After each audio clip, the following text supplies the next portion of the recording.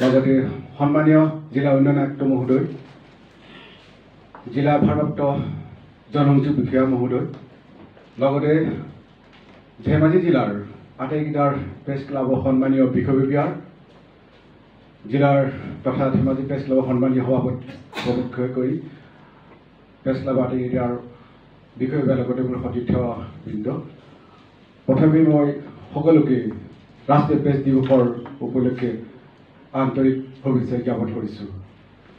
আজি আমাৰ বাবে এটা বিশেষ দিন।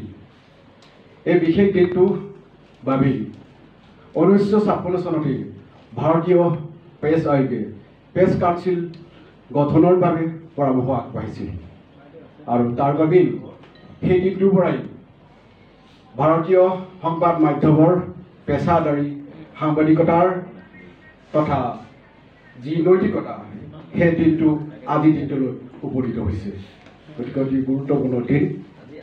আমি সকলোৱে জানো নিউজ বা জাৰ্নেলিজমত আচলতে অগতানুগতিক নিউজে প্ৰকাশ হয় আৰু তথ্য ইনফৰমেশ্যন যিটো কথা ইয়াত উল্লেখ কৰা হৈছে বিষয়টোৱে হৈছে আজি বিভ্ৰান্তিমূলক তথ্যৰ মাজত সংবাদ সেৱাৰ বিশ্বাসযোগ্যতা সুৰক্ষা প্ৰদান।